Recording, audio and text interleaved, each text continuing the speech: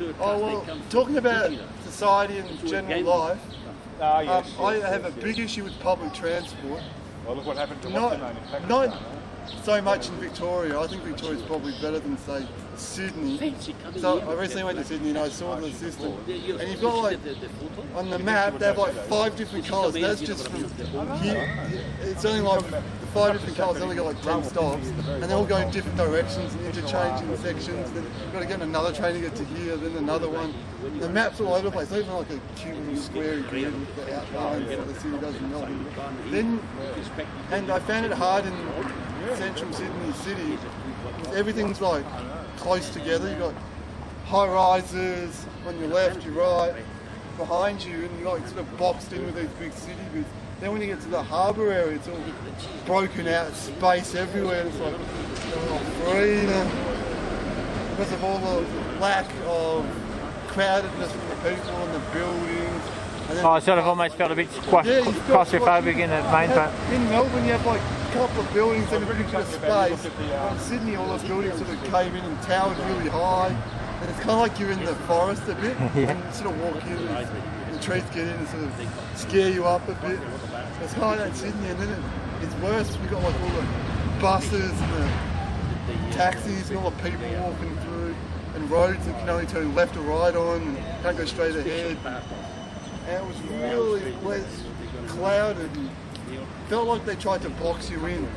Then something I don't like about public transport, one, the price really sucks. So one what? The price in Melbourne it's more better than Sydney anyway, because in Sydney I think you have to buy for each form of transport. So if you want a bus, you have to get a separate ticket, to train a separate ticket, and ferry a separate ticket, and then you have to, and then I think you had to pay for where you want to, say you want to travel 4 stops, you have to pay for those 4 stops, or you can spend like $16 and get like a day tripper to get you everywhere. But in Melbourne, all you have to pay is if you get concession to get to the city, like $5.10, and that gets you everywhere in the whole of Victoria except for V-Line. But yeah, on bus or tram, hey, Yeah, or train even. If we had ferry, it'll probably get us on a ferry if we use that as a form of transport as well. But the one thing I do hate is that new system called I think it's called My Key or My Ticket or something. It's going to be a swipe card system. And it's like FBOS. You put a certain amount on your card, you swipe on the swiper or wherever the swiper's going to be. Oh yeah, and then you'll use it up. Yeah, and it determines the best ticket. So it'll work out, if you say travel every day within the area code or whatever it is they set up, then it'll work out that you might need a monthly or yearly. But how do you check how much is left on your card and what I'm actually using? But then one guy told me from finance that you can order them from a window and say, I'd like to get a monthly this or this, that. But that's still, to me, it sounds like they're trying to avoid the problem we already have with the ticket system. It doesn't even validate your tickets properly. The doors don't open, the ticket machines don't even give you a ticket, they eat your money up. The windows, those electronic window screens where you push the button, and it should tell you destination stops and tell you how long your train comes, if the train comes. It's a lot of the time blank, and the time window says 8:30 when it's like 10:47 or 2 o'clock. You have no idea what's going on. And for, I think the past 3 years it's been running out of money. The first year they brought them in, they were at a loss. Then they brought them in again, then they lost money again. Then I think we're up to this year where we are now, they're still at a loss. Each year they keep pushing the company that's not making any money, which is not good. I reckon they should, at least, fix the system by bringing it back to the people. Because we are human. So, bringing it back to the people by making either free or sort of have like a 60+ style senior ticket thing like they do, the Sunday Saver.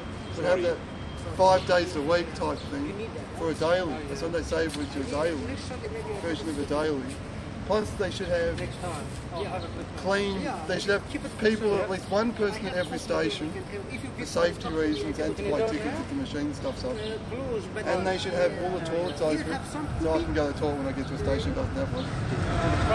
And they should have probably one person that does tickets and security on every train at least, and a 24-hour train service. Whether or not that is after, say, midnight, it only goes hourly, or half hourly, or 2 hours, police run all the time, on all services, buses and trams. And I reckon they should also have better security at stations. Because you have so many stations now that don't even, you could run on, get on a train, without even buying a ticket, or even having to validate or jump a barrier. At least have sliding doors that open and close. And in order to go for the door to open, you have to validate a ticket. And if you don't have a ticket, and if it's not valid, you just run into a sliding door, it doesn't open. I'm going to get some coffee. Plus it should be run, like in most states of Victoria, it's run by the state. Each state runs its system. But I got a book.